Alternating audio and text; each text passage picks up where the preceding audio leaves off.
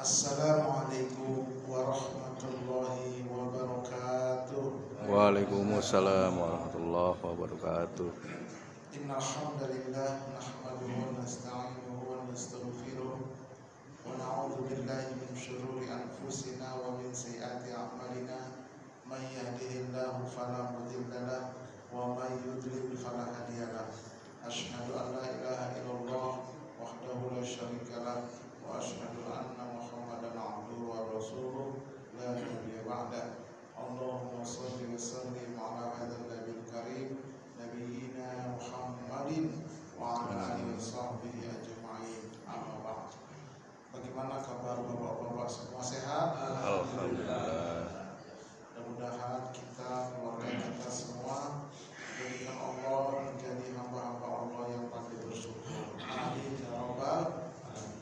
Salawat dan salam semoga Allah sampaikan ke hambaan uswatun hasanah kita Nabi kita Muhammad sallallahu alaihi wasallam. Baik para jamaah sekalian, sebagaimana biasa saya informasikan terlebih dahulu bahwa saya punya majelis di YouTube, Majelis Studi Dakwah Terapan dengan channel Ustaz Arifin Purba Official. Saat ini kami menyelenggarakan 3 kegiatan. Yang pertama adalah kegiatan pesantren virtual pondok sholat setiap Sabtu malam Ahad jam 8 sampai setengah 10 malam lewat Zoom, dan itu free gratis. Link Zoom-nya hari ini, pagi ini atau siang ini saya akan sebar kepada jemaah. Silakan yang mau bergabung silakan. Dan nanti malam itu sudah masuk tingkat lanjutan. Kemudian yang kedua, menyelenggarakan program haji khusus, ya, visa haji resmi langsung berangkat tahun 2025 lewat Asia Tour, dan seolah aman dan amanah. Silakan, mungkin ada sahabat, teman, tetangga yang mau berangkat haji tanpa antri, silakan hubungi kami dan kita nanti bisa langsung ke kantornya di dekat Tanah Kusir, Jakarta Selatan. Yang ketiga, program umroh munajat sambil ibadah umroh hajat di bulan April, bulan Syawal setelah Ramadan. Silakan yang mau berangkat umroh. Sebetulnya berangkat haji, berangkat umroh itu mudah sebetulnya. Apa itu caranya Ustaz? Rajin-rajin aja baca surat tanah, selesai. Iya, maksudnya jangan simpan-simpan tanah. Ada 5 surat tanahnya disimpan sampai mati, nggak pergi umroh, nggak pergi haji, mati Yahudi, mati Nasrani, mati Majusi, kata Nabi. Berebut lagi anak-anak, berantem gara-gara warisan. Nah, itu maksudnya. Nanti kalau dijual dia kan pergi haji, pulang haji namanya haji mansur. Apa itu? Halaman digusur.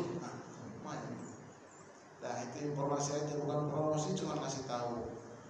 Yuk kita luruskan niat kita kembali, ya, niat kita luruskan kembali, jangan sampai salah niat. Nawaitu atlubul ilma ibtigha'a mardatillah.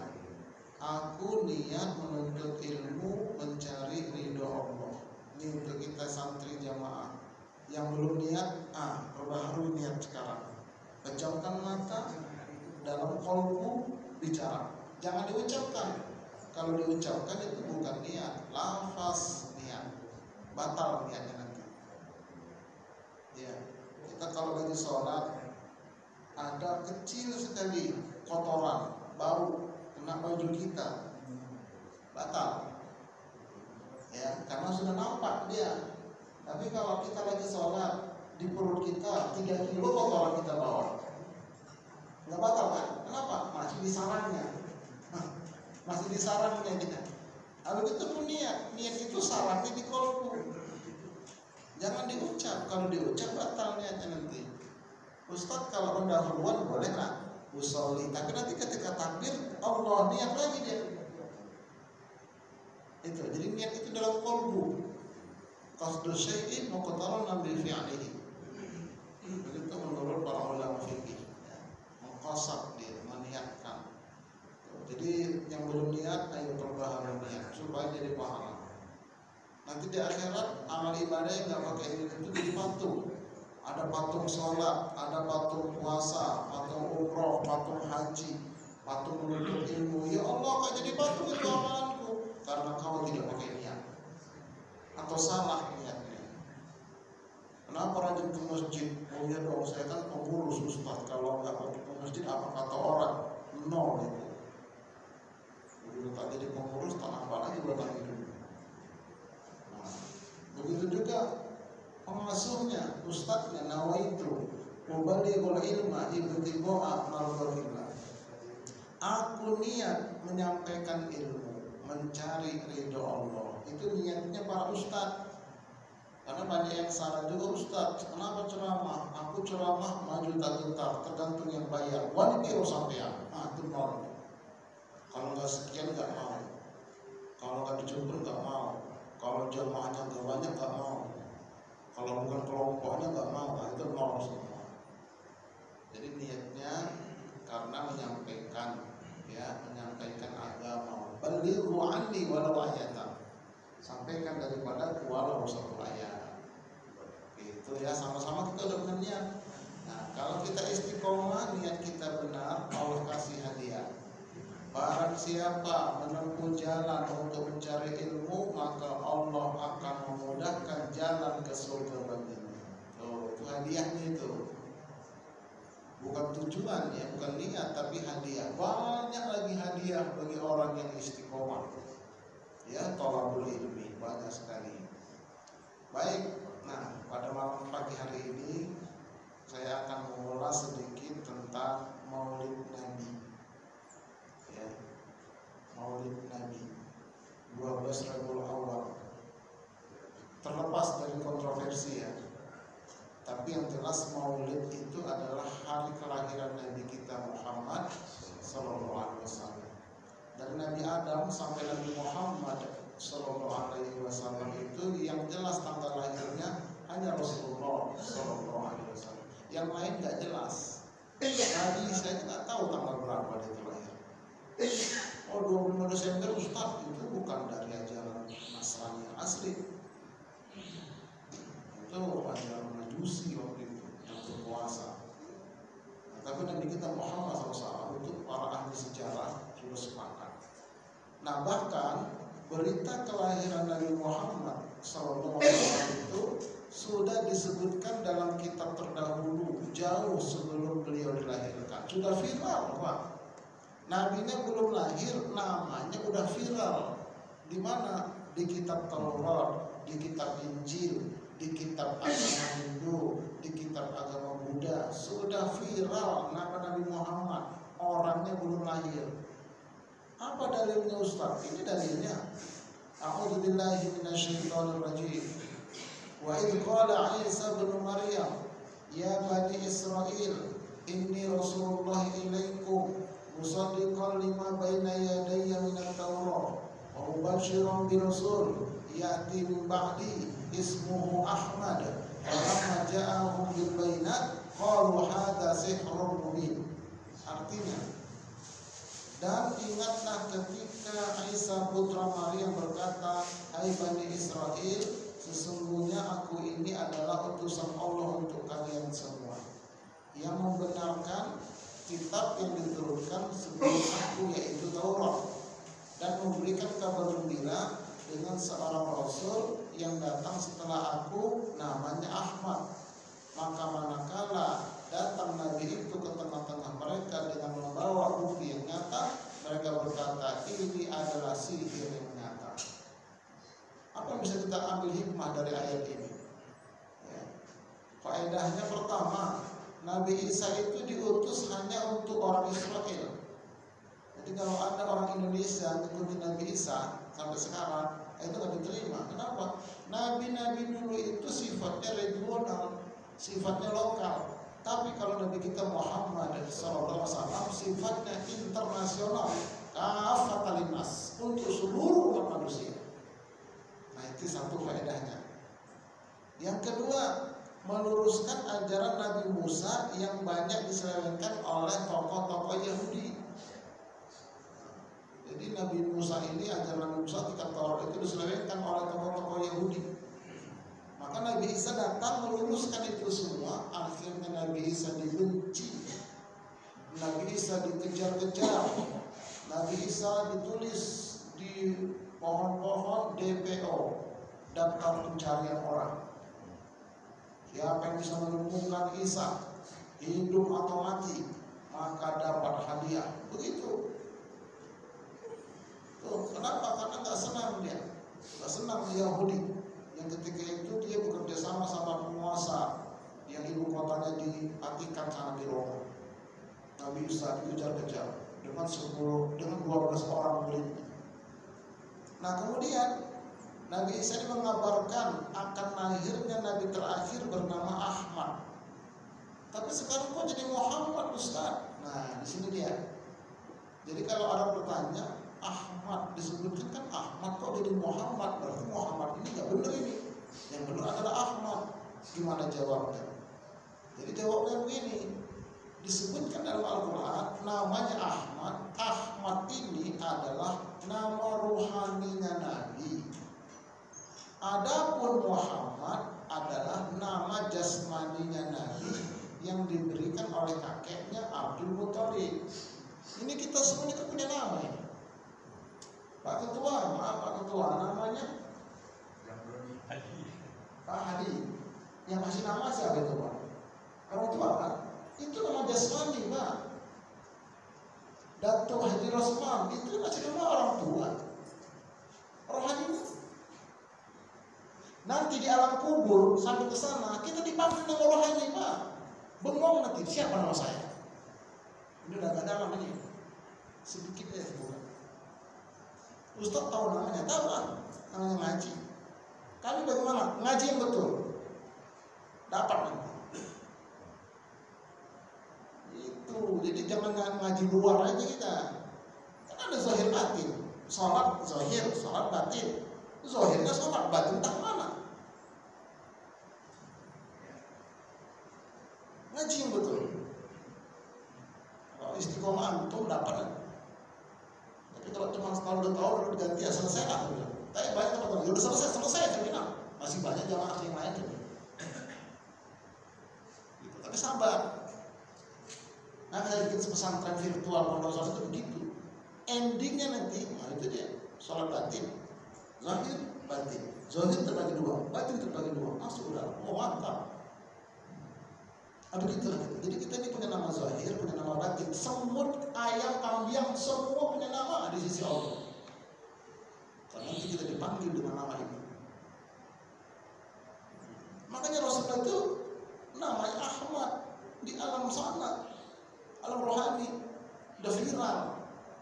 Ahmad artinya selalu memuji. Ahmadu, Muhammad artinya yang terpuji. Jadi kakek Nabi itu juga termasuk muslim, dia muslim pengikut Nabi Ibrahim, Hanifah muslimah, jadi Hanifiyun namanya. Kan orang kafir, Abdullah Hanifiyun, nggak boleh dibilang kafir. Siti Aminah Hanifiyun, Abu Jahal, Abu Lahab itu muslimun. Kan kakeknya itu kan penjaga Ka'bah, Abdul Muthalib. Gitu.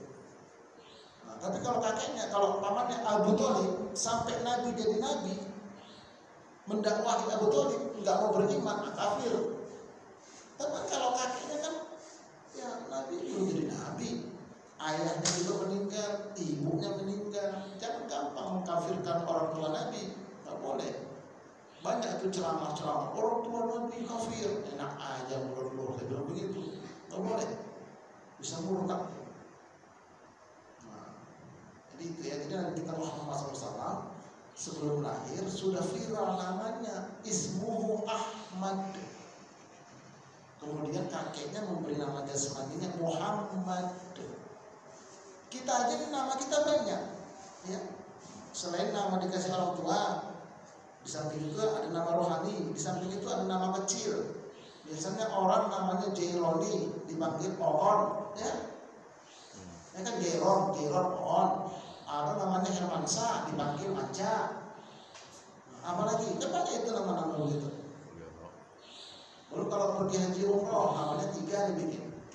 Kalau nggak 3 nggak sah paspornya. Baru kalau nanti jadi dosen, panggil Pak Guru, Pak dosen. Baru kalau jadi ustad dipanggil ustad. Jadi kiai, panggil buya, kan begitu nama-nama semua itu. Baru nanti kalau dia punya profesi tukang jahit, dipanggil tailor. Dia kan profesi. Ya kan saya tukang jahit juga Pak. Sama untuk profesi sama dong. Siapa itu tukang jahit kata gitu. Oh ustad iyalah. Oh namanya Arifin Arifin Quran gitu. Oh nama rohani itu begitu. Nah jadi begitulah ya. Jadi nama kita itu banyak.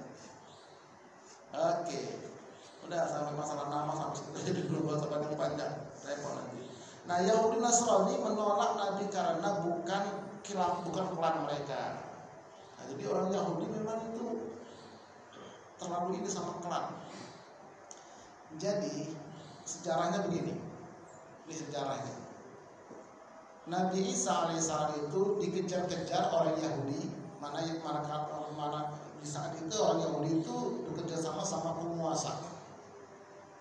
Jadi Nabi Isa itu dikejar-kejar gara-gara meluruskan kitab Taurat. Nggak senang tokoh-tokoh Yahudi. Akhirnya Nabi Isa beserta dengan 12 muridnya dalam satu riwayat, mereka bersembunyi di dalam sebuah gua terpencil, nggak ada yang tahu. Nah, salah seorang muridnya bernama Yudas minta izin, ya, Tuan Guru, saya izin keluar ya, untuk apa? Mencari bekal. Dia perbekalan kita nampaknya sudah menipis. Oh, silakan. Tapi Nabi Isa sudah dikasih tahu oleh malaikat Jibril, ini bakal meleweng nih orang. Begitu dia keluar, banyak yang lihatnya tadi itu tulisan-tulisan DPO, daftar pencarian orang. Ditemuilah penguasa. Benar ini, wahai Tuan penguasa, kalau dapat menunjukkan ini dapat hadiah. Benarlah, kalau saya bisa membawakannya, berapa kali lipat? Berapa lipat kau mau? Oh boleh, siapa rupanya kau? Aku ini adalah salah seorang muridnya. Namaku Yudas. Di mana tempatnya adalah? Mau dikasih DP, bawalah pasukan. Ketika itu Nabi Isa sedang memberikan tausiah kepada 11 orang muridnya. Ya. Dari 11 orang ini, 6 orang mendengarkan dengan khusyuk, yang 5 orang tidur. Ya, hati-hati nih. Ya. Lagi tausiah. 6 orang mendengarkan, yang 5 orang tidur. Nah, ketika memberikan tausiah itulah diantaranya disampaikan nanti akan lahir Nabi terakhir setelah aku pergi, namanya Ahmad, lahirnya di Mekah, hijrah ke Madinah, meninggal di sana, diterangkan sedetail mungkin. Nah, ketika itu datanglah rombongan pasukan ini. Nah, itu mau datang itu sudah pasukannya. Aku pergi ya, Nabi bisa diangkat, hilang. Kemudian masuklah Yudas. Mana Tuan Guru kita? Kata yang 6 orang sudah berangkat, sudah diangkat oleh Allah. Oh begitu ya. Keluar dia mau ngasih tahu sama pasukan. Begitu mau ngasih tahu, Nabi Isa sedang pergi nggak di tempat. Kata pasukan, ente Nabi Isa itu, ente Isa. Tidak, saya Yudas. Ente Isa, kami kenal kok wajahnya. Itu makanya kata Allah, walakin subhihalahu, diserupakan wajah Nabi Isa kepada si Yudas itu. Itu kan ayatnya begitu. Ribut di luar. Ketika ribut, yang 5 orang bangun. Ada apa ini? Ada apa? Kau ribut? Mana Tuan Guru kita sedang diangkat oleh Allah, sudah diangkat. Itu di luar siapa? Itu Yudas lagi ribut. Begitu keluar, itu kan guru kita. Emang wajahnya? Bukan, itu Yudas, guru kita. Akhirnya 5 orang ini ikut disalib. Itu sama sebenarnya disalib. Yang 6 orang ini nggak ikut. Nah, itulah makanya hati-hati kalau ngaji tidur salah paham itu begitu tuh. Kalau boleh tidur ngaji. Kata saya mari kita bersyukur. Pulang-pulang dia gontak. Kenapa? Kata Ustaz bersyukur. Bukan bersyukur, bersyukur. Itu kalau orang tidur ngaji. Ustaz, pengajian kan membawa ketenangan. Iyalah, saking tenangnya tidur katanya. Nggak boleh juga. Nah, jadi itulah salah paham akhirnya dia. Nah, yang 6 orang inilah kemudian dia pulang ke kampung, dia ajak, yuk kita hijrah rame-rame. Kita pergi rame-rame kemana? Ke Mekah sebagian, ke Madinah sebagian. Makanya banyak di Mekah, di Madinah itu orang Yahudi Nasrani. Harapannya apa? Ini harapannya. Kita lihat. Ya. Jadi Mekah, Palestina atau Israel itu jaraknya 1.500 km. Itu kalau garis lurus, kalau sama belok kanan, belok kiri, turunan, tanjakan 2.000. Kayak Jakarta Padang lah, kalau lebih begitu. Ya. Itu dari Mekah ke Palestina, ke Israel. Nah, sebagian orang Yahudi dan Nasrani hijrah ke Mekah dan ke Madinah dengan harapan Nabi yang dijanjikan itu nanti lahir dari klan mereka, dari klan Yahudi atau Nasrani, dari nasab mereka. Harapannya, ternyata beliau Nabi Musa SAW itu lahir dari bangsa Arab, suku Quraisy. Oleh karena itu sebagian besar mereka menolaknya. Mereka katakan ini adalah tukang sihir, bukan Nabi. Mana ada orang Arab jadi Nabi? Orang Nabi itu kalau gak Yahudi Nasrani, begitu. Dari sejak dulu orang Yahudi itu sama klan begitu, sama nasab. Nah, begitu, gak mau dengar pengajian. Kenapa ustadznya bukan kelompok saya, Yahudi? Banyak begitu. Siapa ustadznya? Si Anwar, bukan kelompok kita. Itu Yahudi dia, Nasrani itu, akunya dia Islam. Dengarkan dulu dong ustadznya. Kalau memang menyimpang kasih tahu. Itu ustadz nggak benar itu dalilnya, kasih tahu aja. Ini hati-hati. Ya. Nah jadi inilah sebabnya mereka itu menolak Yahudi Nasrani karena Nabi Muhammad bukan dari Yahudi, bukan dari Nasrani, tapi dari bangsa Arab, suku Quraisy. Sukunya Quraisy, marganya Quraisy. Nah, kemudian bahkan mereka mengenal Nabi itu seperti mereka mengenal anak mereka sendiri. Kita kan punya anak 3. Kita kenal anak pertama punya tai lalat di sini, anak kedua punya tai lalat di situ. Kan begitu kita kenal. Begitu mereka, Nabinya belum lahir, mereka kenal detailnya Nabi itu. Luar biasa. Makanya karena sejarah seorang pendeta namanya pendeta Bukhairah. Dia ini ahli kitab Taurat, ahli kitab Injil. Itu dia agamanya agama Nasrani yang asli, beriman itu di sisi Allah. Nah dia punya mihrab, punya majelis taklim, ada tingkat. Satu ketika dia di atas, lihat ada awan hitam jalan, di bawahnya ada rombongan berhenti, awan berhenti, jalan lagi. Wah itu kayak di kitab suci saya, pasti di bawahnya ada Nabi, begitu. Quran awannya coba datangin dulu itu rombongan itu. Siapa itu? Setelah didatangi, dikasih tahu kembali kepada pendeta ini, itu rombongan kafilah dari Arab. Orang pendeta dari Arab. Iya. Jangan-jangan ini dari Mekah ya? Iya dari Mekah katanya. Aku undang mereka makan. Diundang makan ke mihrabnya pendeta ini. Saji. Begitu udah masuk, tengok-tengok sama pendeta ini. Kayaknya ada yang belum masuk ini. Menurut pandangan batin saya. Udah semua. Kata pimpinan rombongan namanya Abu Thalib. Belum. Kalau dia nggak dikasih masuk, nggak saya izinkan makan. Dia itu anak-anak, Tuhan. Kami orang Arab, kalau lagi makan, nggak boleh anak-anak ikut. Namanya Bumali, wah Pak Mali ya? Pak Mali. Pak Mali. Nggak boleh. Pantangan. Ketika itu Nabi Muhammad SAW umur 10 tahun. Kalau dia nggak masuk, nggak boleh. Akhirnya dipanggil masuk juga. Makan. Setelah makan, siapa pimpinan rombongannya? Oh saya Tuhan. Oh Tuhan ya. Oke. Ini siapa ini? Ini anak saya. Anak Tuhan. Boleh saya pinjam sebentar bicara 4 mata? Oh silakan. Panggil ke kamar Pak, ditanya. Namamu siapa nak? Nama saya Muhammad. Orang tuamu mana? Ayah meninggal duluan, kemudian ibu meninggal. Oh, kemudian setelah itu kamu diasuh oleh kakek kamu ya? Kakek kamu udah meninggal kan? Ya.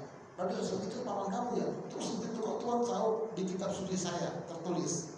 Nah, terakhir boleh nggak saya minta izin sama kamu nak? Apa itu? Tolong buka pundak kamu, dibuka. Untuk apa? Saya cocokkan di kitab suci saya. Begitu dibuka ada cap kenabian Muhammad SAW kayak daging tubuh, kayak stempel gitu. Dicium itu tanda kenabian. Nah kemudian keluar sambil berinak air mata, Tuhan sini Tuhan. Masuk Abu Thalib, itu siapa? Itu anak saya, bohong Tuhan. Anak saya, bohong Tuhan. Akhirnya ngaku, betul memang bukan anak saya, tapi keponakan saya. Bapak sudah meninggal ini ceritakan. Aku tahu semua kata pendeta kan disebutkan dalam kitab suci kami.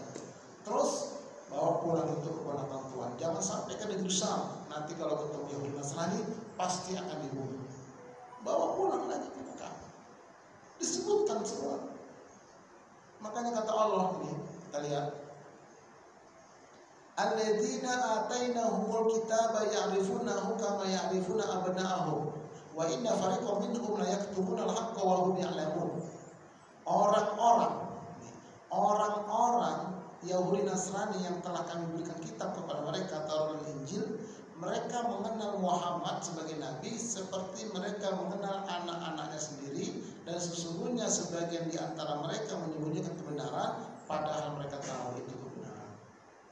Tuh, jadi mereka kenal seperti anak mereka sendiri. Disebutkan dalam kitab Taurat dan Injil detail. Tapi mereka sembunyikan. Kenapa? Karena bukan dari klan mereka. Itu tadi. Kayak kemarin datang Paulus, tahu itu dia Islam itu yang benar. Tapi justru aja itu belum. Sebagian orang Islam cium tangan, cium kepala, kan gitu. Dianggapnya itu ulamanya Kristen. Bukan, itu bukan ulamanya Kristen. Itu kepala negara. Ya kan nama negaranya Vatikan. Nama kepala negaranya ya Paus lah. Itu cara berpikirnya. Makanya orang Kristen sini biasa-biasa aja. Bukan ulama kok kata mereka, bukan pendeta, kepala negara. Nah, jadi gitu. Jadi disebutkan dalam kitab Taurat, kitab Injil, ciri-ciri Nabi. Kalau tak percaya silakan nanti bapak-bapak buka di rumah Bible, Injil, buka nanti. Punya kan? Enggak. Punya lah, masa nggak punya? Di mana? Di Google. Banyak kan kita. Ada Pak. Nih saya kasih tahu nanti linknya. Ya kita lihat sini linknya. Tuh. Berita akan lahirnya Nabi Muhammad SAW dijelaskan dalam Bible sampai sekarang. Nggak dihapus seorang tuh. Contohnya, nih bukan nanti di Google, tulis Injil Yohanes 16:13. Ini kata-katanya.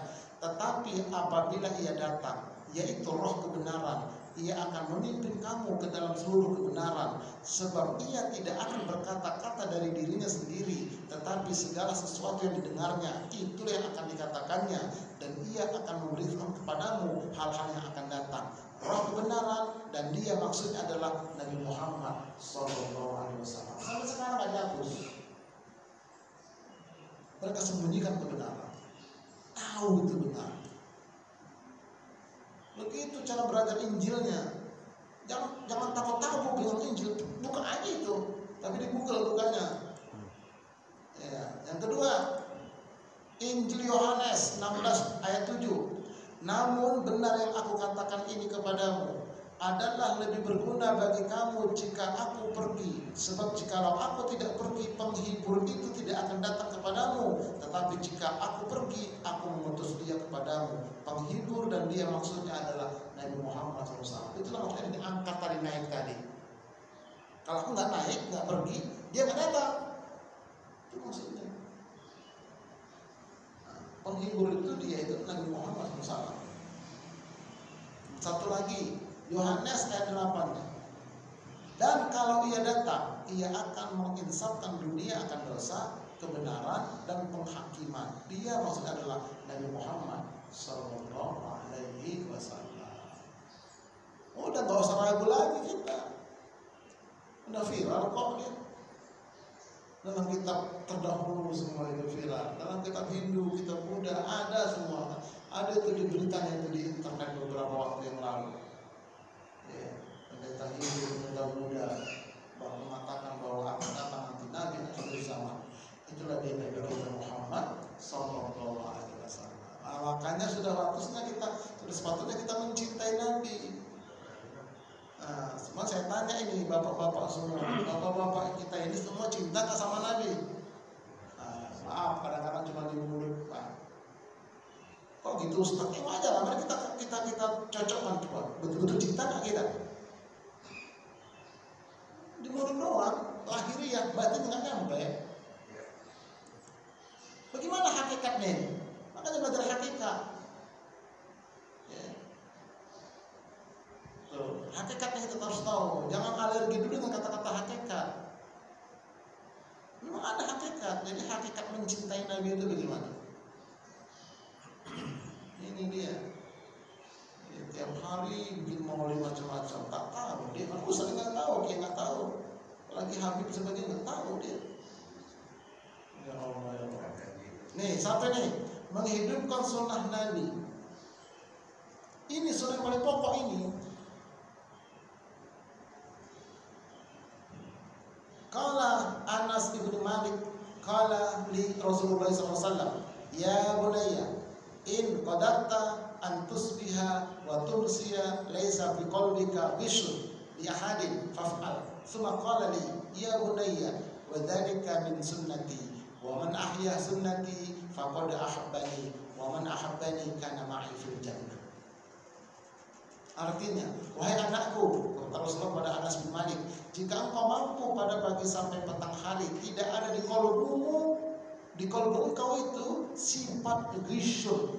Ghishun itu menganggap rendah orang lain pada seseorang, maka perbuatlah. Kemudian beliau berkata lagi kepadaku, wahai anakku, itu termasuk sunnahku, dan siapa saja menghidupkan sunnahku itu, maka dia telah mencintaiku, dan siapa telah mencintaiku kelak bersama dalam surga. Ini sunnah Nabi paling utama. Artinya jangan ada dalam kalbu kita itu merendahkan orang. Ghishun. Abu Bakar Siddiq, sahabat Nabi paling utama. Makanya kata Nabi, seluruh iman kaum muslimin di muka bumi disatukan, ditimbang dengan iman Abu Bakar, itu berimbang setengah-setengah. Begitu beratnya iman Abu Bakar. Apa salah satu yang dia miliki, yang dia amalkan? Ini. Kalau keluar rumah, kalbunya berkata, ketemu orang, pasti orang ini lebih baik daripada saya, pasti orang ini lebih soleh daripada saya, pasti orang ini lebih berilmu daripada saya. Itulah sunnah Nabi. Kalau kita kan enggak, bid'ah loh, nih gua di sunnah itu bukan umat dulu, kata Nabi. Merendahkan orang, menganggap orang lebih kecil, menganggap orang lebih rendah, menganggap orang lebih sesat. Kami yang paling hebat, kami yang paling sunnah, kami yang paling benar. Di dalam diri kami balik darah Nabi. Bukan orang. Ini sunnah Nabi paling utama. Coba ayo kita amalkan dari pagi sampai petang pagi lagi. Ketemu orang, tapi kok usah diomongin, kayaknya kamu lebih pintar daripada saya. Ntar kata dia, emang lu bego, begitu kita sakit hati kita kan. Gak usah dikeluarkan, kalau dikeluarkan batal. Cukup di sini, cukup dalam mulut aja, jangan dikeluarkan, batal dia. Cukup disimpan, senyum kita udah, jadi enak. Jangan ada kita merasa lebih hebat, biarkan serahkan sama orang. Mungkin dia lebih hebat ya Allah, dia lebih soleh ya Allah, dia lebih pintar ya Allah. Kalau bisa begitu Pak, ini sunnah Nabi paling utama. Bukan poligami.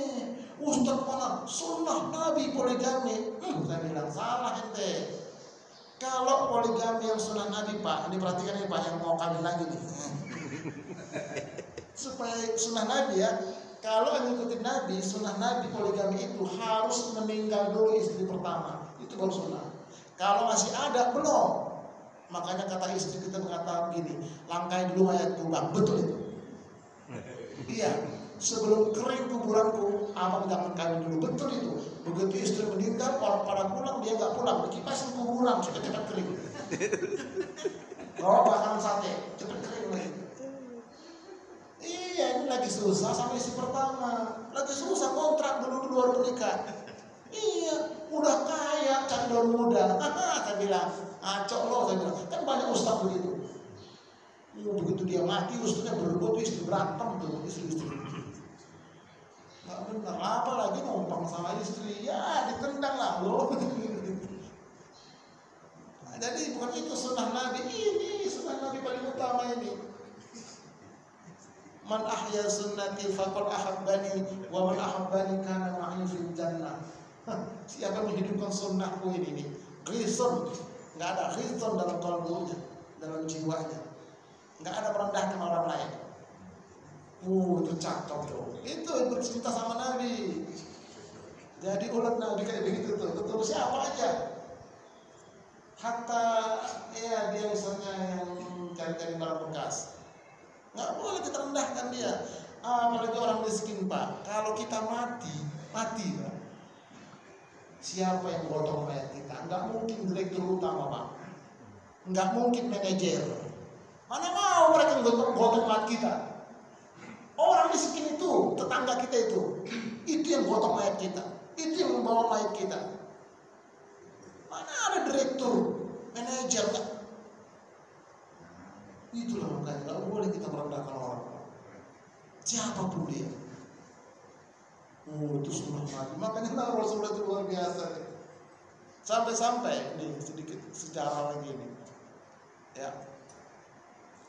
Begitu Rasulullah wafat beberapa hari, ya, Abu Bakar datangi anaknya Aisyah, putriku Aisyah, ya Abi, menurutmu ada nggak kira-kira sunnah Nabi itu yang belum Abi amalkan, yang belum ayah amalkan? Ada ya, semangat Aisyah mengatakan, ada lah, ada. Yang benar kau, benar lah ya, karena istrinya tahu persis. Ya aku ini kan sahabat Rasulullah, masuk Islam pertama aku di Mekah, bersembunyi di gua Sur, aku sama dia hijrah bareng. Masa nggak ada amalan-amalan dia yang kutinggalkan? Ada, kata Aisyah anaknya. Coba nak, tolong kasih tahu nak, bisa nggak ayah? Ya aku usahakan lah, coba. Ada ya. Nah, macam mana ceritanya? Diceritakan lah bahwa menjelang wafatnya Nabi itu di kota Madinah itu di pinggiran ada seorang Yahudi, agamanya Yahudi, matanya buta, pengemis, duduk di pojokan kampung, nggak ada yang peduli, Pak. Nabi datang ke situ bawa makanan dari rumah, disuapin itu orang, diajak ngobrol hampir tiap hari. Siapa kamu? Siapa nih tuan ini? Ya saya penduduk Madinah, kata Nabi. Tidak disebut nama. Kok baik kali kau, katanya. Ah, biasalah ya, kita kan saling tolong-tolong. Kabarnya di Madinah ini ada katanya Nabi baru. Ya begitulah kabarnya. Aku nggak percaya itu Nabi baru itu. Kalaupun ada, kaulah yang cocok jadi Nabi baru. Begitu. Nabi Muhammad diam aja. Nah, besok begitu lagi. Nggak berapa lama Nabi itu meninggal. 1 hari, 2 hari, 3 hari, sepekan kehilangan kawan ini. Nah, jadi kata Aisyah di sana ya. Baiklah kalau gitu, datang Abu Bakar, dibawa makanan, didatangi, cari ketemu. Selamat pagi tuan. Siapa kamu? Yang biasalah, selama ini saya nggak bisa datang. Kayaknya bukan. Udahlah, makan dulu, makan, disuapin. Bukan kamu, kenapa? Cara menyuapinya beda, rasa makanannya beda, aroma tubuhnya beda. Rasulullah itu aroma tubuhnya wangi, Pak. Kalau kita kan bau ketek ya, Rasulullah itu wangi. Luar biasa. Akulah orangnya, tidak, kata orang Yahudi. Dialah yang pantas jadi nabi dia itu. Yang katanya ada nabi baru, pasti dia lebih pantas, kata dia. Kamu bukan. Akhirnya Abu Bakar mengatakan, iya memang bukan aku orang itu. Lalu mana itu kawan itu? Itulah yang kau katakan tadi jadi nabi. Dialah itu Muhammad SAW. Dia kemana dia? Sudah meninggal. Nangis orang Yahudi, langsung bersahadat masuk Islam. Luar biasa itu. Begitulah akhlak Abu Bakar itu, seperti itu dia. Ingin mencontoh Nabi, meneladani Nabi itu. Begitu baru. Kenapa? Karena dia tadi itu nggak ada ghisun dalam kalbunya, nggak ada ghisun, merendahkan orang lain nggak ada. Jadi ini yang coba sama-sama kita praktikkan coba ya dari sekarang.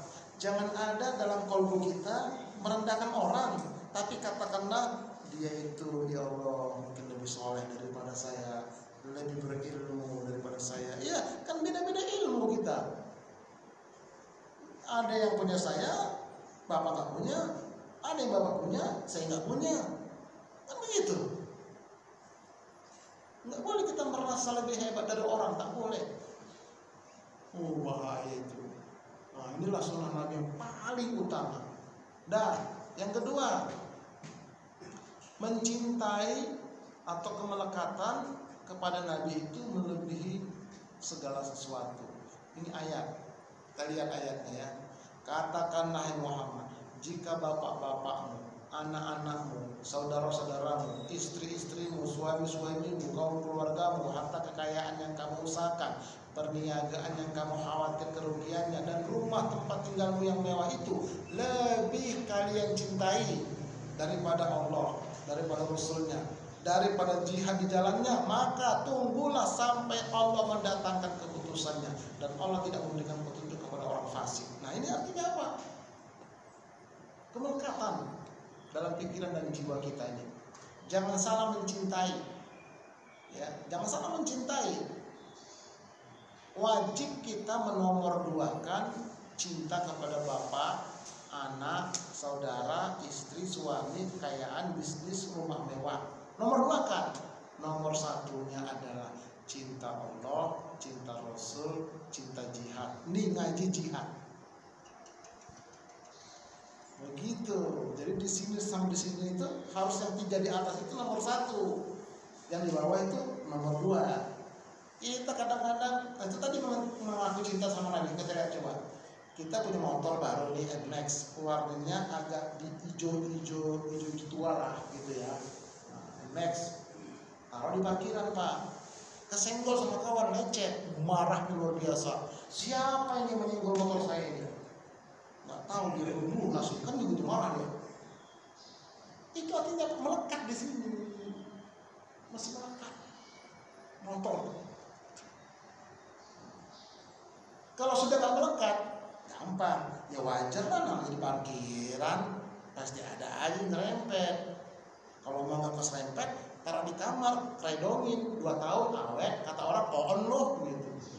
Punya motor nggak dipakai, itu kemelekatan. Punya uang 100.000, pecahan 10.000, 10 lembar, hilang selembar, 1.000 mencari. Mana uang saya 10.000?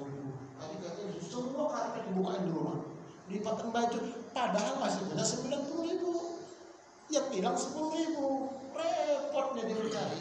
Kenapa? Masih melekat.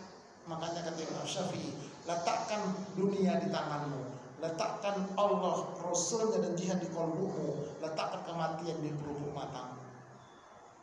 Baru dia mencintai Allah, mencintai Rasul, mencintai jihad. Tuh, begitu. Jangan ada kemelekatan yang lain. Itu lebih dilekatkan di sini. Bisa nggak begitu? Latihan. Karena kolbu itu nanti ada 3 lapis. Lapis luar isinya 5, jelek semua. Lapis tengah isinya 1, itulah jiwa kita. Lapis dalam isinya 5, bagus semua. Jiwa di tengah, tergantung lebih dekat kemana dia, keluar atau ke dalam. Itu nanti tingkat lanjutan nih, tingkat pemantapan. Itu kolbu itu sudah 3 lapis. Kayak dengan akal, frame of thinking. Kolbu akal. Oke ya, jadi mencintai Allah, mencintai Rasul, mencintai jihad itu wajib lebih utama dari yang lain. Nah, itu baru betul-betul cinta di sama Rasulullah, cinta sama Allah, cinta sama jihad. Ya, gitu. Kayaknya kalau jihad itu sekarang kan subuh cepat nih. Kalau dari 3:30 udah berangkat ini. Kalau saya jauhin 3:30 udah berangkat, 3:15 udah berangkat. Kenapa? Cinta dah, apalagi jihad. Begitu caranya. Walaupun tadi malam ada acara jam 12, setengah 1 baru tidur, gak apa-apa, bismillah ya Allah. Begitu cara cinta kita berdakwah, jihad. Cinta Allah, cinta Rasul. Nah, kalau bisa kita begitu, mantap. Cuma latihannya berat. Kita lebih melengkap di sini tadi itu harta kita, istri cantik, anak, begitu. Begitu nanti ada sedikit, waduh langsung, apalagi kalau dia partai di bawah, waduh lah pokoknya lah. Nah, situlah dia. Yuk coba ya itu. Nah, kemudian berharap untuk melihat Nabi, rindu. Di antara umatku yang paling mencintai aku ialah orang-orang yang hidup setelahku. Maksudnya kita ini yang ketemu Nabi. Ya, salah seorang dari mereka sangat ingin melihatku, walaupun menebus dengan keluarganya dan hartanya. Jadi harus ada keinginan kita ketemu Nabi. Apanya? Pertama makomnya, Mekah Madinah. Harus tanamkan itu. Umroh. Tanamkan umroh. Aku pengen aku ketemu Nabi, makom Nabi, ziarah ke makom Nabi. Lewat apa? Umroh. Sama siapa? Ustaz Purba. Nah, misalnya begitu. Berangkat. Harus ada itu keinginan ke sana. Apalagi ketemu Nabi nanti di akhirat. Di dunia bisa lewat apa? Lewat mimpi. Karena dalam mimpi itu kata Nabi nggak bisa setan itu jin itu menyerupai. Nah, tapi bagi siapa ya? Bagi orang yang tadilah mencintai sunnah, mengamalkan sunnah Nabi, banyak berselawat kepada Nabi. Ya, nih banyak berselawat kepada Nabi. Sesungguhnya Allah dan malaikat berselawat kepada Nabi. Bagaimana selawatnya Allah? Itu dalam salat kan ketika tahiyat awal tahiyat akhir, at-tahiyatul mubarakatuh shalawatut thayyibatu lillah. Itu Nabi baca ketika Mi'raj. Kata Allah, assalamu alayka ayyuhan nabiyyu wa rahmatullahi wa barakatuh. Itu salawat Allah, anugerah. Malaikat seperti salawat Jibril lah. Sallallahu ala Muhammad. Itu salawat malaikat. Salawat kita, Allahumma sholli ala habibina Muhammad wa ala ali habibina Muhammad. Jadi banyak-banyak salawat. Kalau seumur hidup kita telah pernah salawat 1 miliar kali, cakap. Di motor dari Ciputat kemari, pulang balik salawat. Salawat di motor, di mobil salawat. Jangan bengong kita di motor. Ayam saya bengong mati kemarin. Iya, nggak boleh bengong. Nah, kemudian menteladani keperbian Nabi. Apa sih meneladani? Nih, meneladani artinya mencocok-cocokkan. Apakah akhlak saya sudah sesuai dengan yang dicontohkan Nabi? Apakah ibadah saya sudah sesuai dengan yang dicontohkan Nabi? Apakah akidah saya sudah cocok yang diajarkan Nabi? Apakah cara hidup saya sudah sesuai dengan yang disampaikan Nabi? Itu namanya meneladani, mencocok-cocokkan. Udah cocok belum ya? Tolong ukurnya Nabi. Jangan semau kita. Nah, makanya ada istilah begini, the best akhlak before everything. Oh, keren ya. Be the best akhlak before everything. Artinya apa Ustaz? Ini artinya, jadilah orang yang terbaik dengan mengedepankan akhlak daripada apapun. Makanya orang tua dulu, adab dulu baru ilmu. Adab dulu baru ilmu. Karena banyak orang nampaknya berilmu gak beradab. Apalagi di akhir zaman nih kita lihat. Nih sini bagian ujungnya. Kita lihat di akhir zaman. Gelar semakin tinggi, tapi akal sehat semakin rendah. Ya kan? Nama dia dibikin profesor, doktor, MA, SMA, MA, SAG, SMA, SMP, SD, TK, semua dimasukkan gelarnya. Tapi akal sehatnya bodoh. Masa pastor si Paulus dicium kepalanya? Kan bodoh akalnya itu. Coba gelarnya tinggi, akal sehatnya bodoh. Itu akhir zaman tuh. Apalagi traveling kemana-mana, tapi tidak kenal sama tetangga. Dia pergi ke Korea, ke Eropa, ke Amerika, ke Tegal, ke Payakumbuh, kemana-mana dia pergi, tak kenal sama tetangga.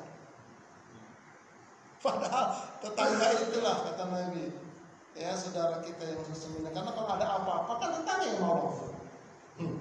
Yang ketiga, penghasilan makin meningkat, tapi ketenangan jiwa nggak didapat. Duitnya banyak, tak ada nomor serinya Pak. Nggak laku, Ustaz. Laku sekarang. Justru yang pakai nomor seri nggak laku. Coba aja makan itu. Makan, mau bayar, nggak bisa cash Pak. Pakai apa? Pakai apa namanya itu? Kris ya? Yuris. Hah? Yuris. Kris apa yuris? Yuris. Ah, ya udah bukan begitu dah. Bayar tol, nggak mau pakai duit cash Pak. Pakai e-tol. Iya sekarang nggak laku duit berseri. Nah itulah, tapi nggak ada ketenangan jiwa, nggak berkah. Nah pengobatan semakin canggih, tapi kualitas kesehatan semakin memburuk. Kenapa? Iya, minuman, makanan yang saset-saset itu kan semua udah pakai kimia semua, pengawet semua. Makanya perbanyak minum air putih, Pak. Ini contoh. Iya, contoh.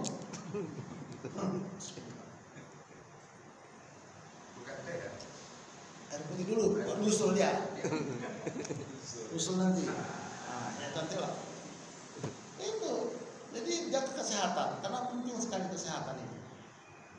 Nah, kemudian pakai jam tangan mahal, tapi tidak pernah tepat waktu. Jam tangannya mahal, Pak, mereknya Bonex, apa? Rolex, sampai gini tangannya, cuman nggak perlu Ustaz, pakai, kenapa tanganmu? Ya ada jamnya gitu. Tapi tak pernah tepat waktu. Jam tangan mahal. Ini sekarang di akhlak. Apalagi Ustaz, ini semakin banyak teman di dunia maya, tapi tidak punya sahabat sejati di dunia nyata. Followernya 5.000, 10.000, tapi nggak punya sahabat, yang punya teman. Kalau teman itu kita lagi kaya, berteman dia. Kalau lagi susah ditendang kita, itu teman. Tapi kalau sahabat itu susah senang sama-sama. Itu makanya Nabi itu membentuk sahabat. Itu yang bisa memberikan syafaat nanti di akhirat. Ciptakanlah satu sahabat, Pak. Bersahabat kita ya. Senang susah sama-sama. Cakep tuh. Harus punya satu terus dalam kehidupan ini. Satu yang katanya. Tapi agak susah memang. Agak susah. Tapi kalau satu paham, satu frekuensi dia nanti, bisa itu. Pelan-pelan lah. Kalau kata orang Medan, alon-alon anggar kelakon. Insya Allah bisa. Iya, alon-alon anggar kelakon kata orang Medan. Bahasa Jawa. Bisa edan sekalian. Nah, ilmu semakin tersebar, tetapi adab akhlak semakin memudar. Coba ilmu sekarang di Google, Mbah Google, Syekh Google, tahu semua dia. Itu dia. Tapi adab akhlak semakin memudar. Nah, kemudian belajar semakin mudah, tapi guru semakin dibuat rendah. Kadang-kadang kita Pak lebih memuliakan guru yang ngajar berenang, guru yang ngajar les nyanyi. Kita nggak ada perhatian sama guru yang mengajar ikro. Kasihan kadang-kadang ustadznya pakai peci hitam, udah agak merah, pakainya miring begini pula makanya. Aduh, kasihan kayak lihat ustadz itu. Jalan sendalnya udah tipis sebelah. Kancingnya juga udah putus-putus sebelah. Mending saya tukang jahit, harus saya perbaiki sendiri. Iya, inilah kadang-kadang guru agama. Padahal mereka itulah yang mendidik anak kita, yang mendidikkan nanti kita nanti anak kita itu. Nah, kemudian teknologi semakin canggih, tapi fitnah dan aib semakin tersebar. Iya, di-share terus. Nah, yang ke-10, sibuk mengatur waktu untuk berjumpa, tapi saat ketemu sibuk bermain HP masing-masing. Ya, itu dia zaman sekarang. Dari rumah aja dari kamar ke ruang tamu, kata suami, tolong dong ambilkan minum, kata istri, itu ambil sendiri dah. Nanti bangunnya ya jam 4, dibangun dulu habisnya. Bangun Pak jam 4 pakai WA bangun. Mana bisa bangun? Itu udah zaman sekarang. Ya Allah. Cuma malah kita salah kita menggunakan. Ya sudahlah, bagaimana cara Nabi merubah perilaku jahiliyah menjadi akhlakul karimah? Kata kuncinya adalah diawali dengan perbaikan akidah. Ini akan kita kaji setiap pekan nanti, ya, akidah Islam. Udah itu aja dah, ngaji itu gak usah panjang-panjang, Pak. Biar pendek masuk semua. Daripada panjang masuk semua tak enak. Ngaji jangan lain, Pak. Iya. Ngaji. Salah paham pula. Udah habis tadi dah. Dia suruh kita. Ada pertanyaan silakan.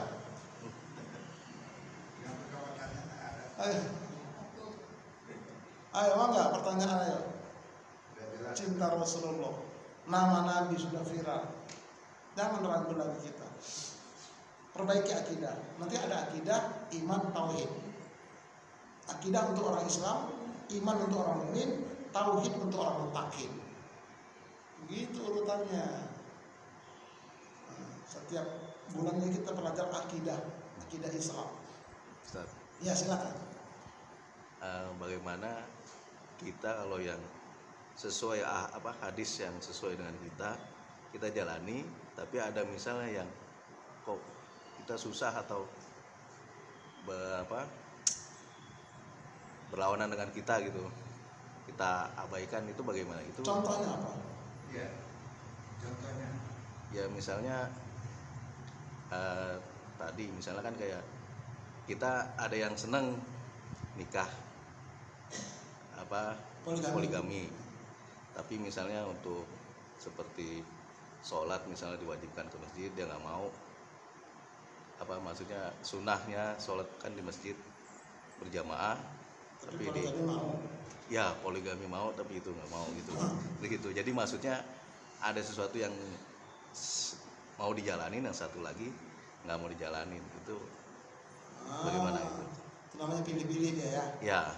Nah, jadi pertama tadi kalau poligami tadi, kalau sunnah Nabi itu meninggal dulu istri pertamanya. Kalau belum meninggal belum lunas itu. Hati-hati. Kecuali nanti kalau ada syarat-syarat lain lagi, misalnya istrinya nggak bisa melayani. Tapi kalau suaminya nggak bisa melayani bagaimana? Nah, gitu. Nah jadi nggak seperti itu mengklasifikasinya ya, nggak seperti itu. Jadi yang dikatakan sunnah Nabi itu ya kita urutlah dari yang paling utama, menengah sampai yang paling ringan. Yang paling ringan itu kan sunnah Nabi kan menyingkirkan duri di jalan. Sunnah. Ya maksud saya yang seperti di Al-Quran kan ada sebagian kita terima, ada sebagian yang kita nggak mau. Nah itu nggak boleh. Itu namanya nanti dia dorongan hawa, ya. Ya egois. Hawa menempel ke nafsu, jadi hawa nafsu. Itu hawa. Dalam kolomnya itu ada hawa. Nah itu nanti dibiarkan setan aladi waswisu fi sudurin nas. Nggak boleh. Jadi karena itu hati-hati kita juga. Ya amalkan sunnah Nabi dari yang paling utama tadi, yang menengah sampai yang paling kecil. Kalau mau poligami, ya bagaimana sunnah Nabinya begitu. Jangan poligami sunnah Nabi ditafsirkan menurut hawanya. Nah itu kebanyakan begitu menurut hawanya. Kasihan tuh istri pertama itu nangis-nangis dia. Kurang apa sih bang? Aku masih bisa melayani kok. Nah, ternyata si laki-laki ini karena terpincut itu cewek itu masih muda cantik. Ya cewek muda cantik itu karena di dia kita sukses. Kalau kita kere nggak mau juga dia. Mana mau dia? Nggak saya ini kere mana mau. Tapi begitu kita sukses, banyak mendekati. Yang bukan saudara ngaku saudara, yang nggak kenal ngaku kenal. Kita tergoda juga kita, ya udah selesai kita. Nah jadi harus bisa juga kita itu ya mengklasifikasikannya. Kalau kita nggak paham ya tanyalah kepada yang lebih ngerti.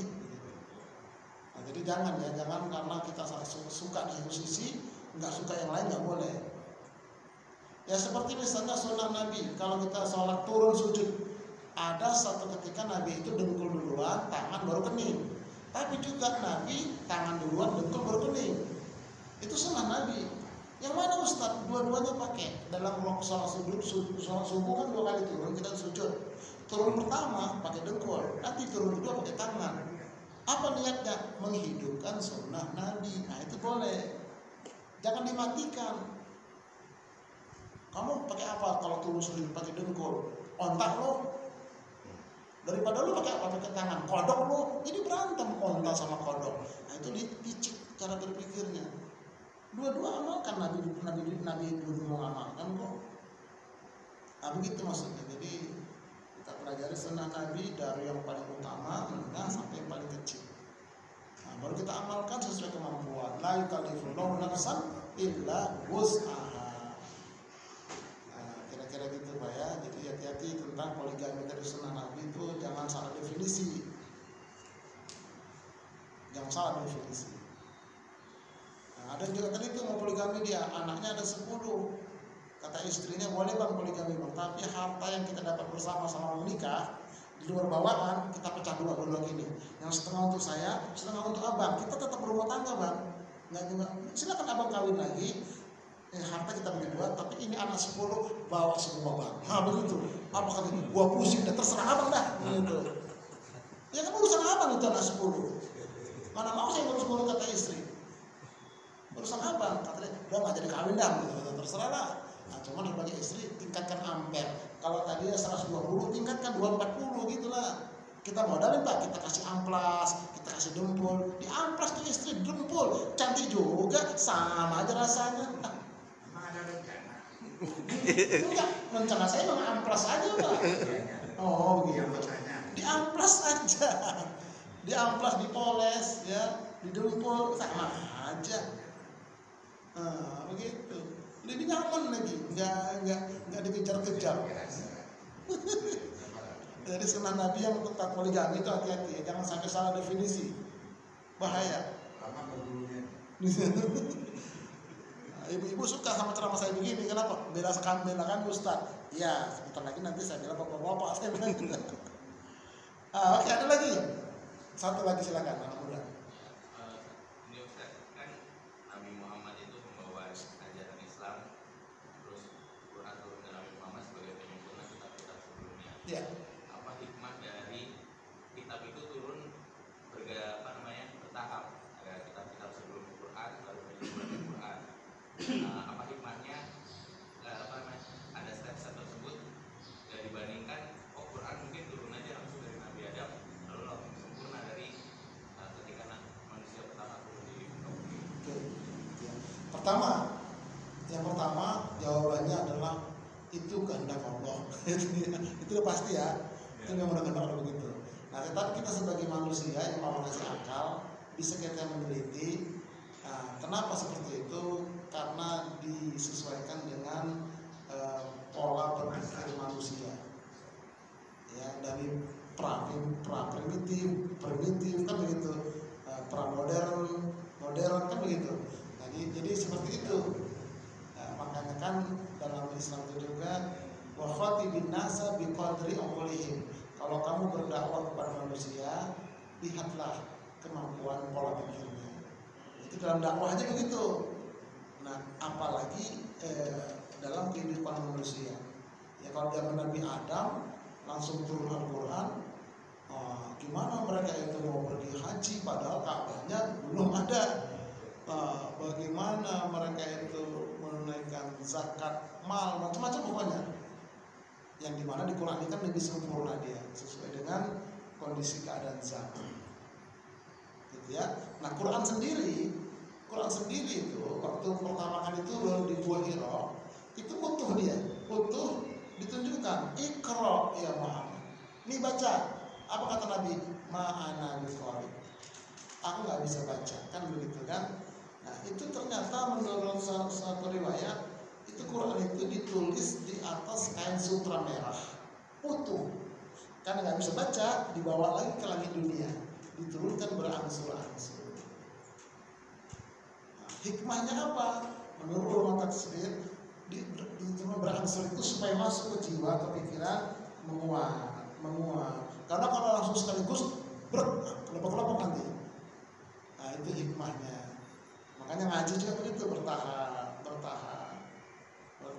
Ya kalau kita bikin rumah aja pertama bikin fondasi, ya kan digali dulu. Udah digali nanti baru kita masukkan batu fondasi itu, batu di semen. Nah, apa langsung diaji bikin tiang kan nggak tumbuh kering dulu. Akhirnya kita lah bertahap. Iya, jadi aja dinding misalnya, pakai hebel. Nah, langsung kita plester gitu. Apa langsung diaji, dicat enggak? Plester dikemprot lagi kan, kemprot lagi. Berarti besok baru di plester, diaji baru dibersihin. Bertahap itu sampai ngecat dasar, cat menengah, kan begitu. Baru finishing semua. Apalagi kitab suci, Allah Maha tahu. Gitu ya, paham ya? Alhamdulillah. Masyaallah. Hari Senin bersih-bersih, hari Selasa membakar ikan. Cukup sekian, terima kasih.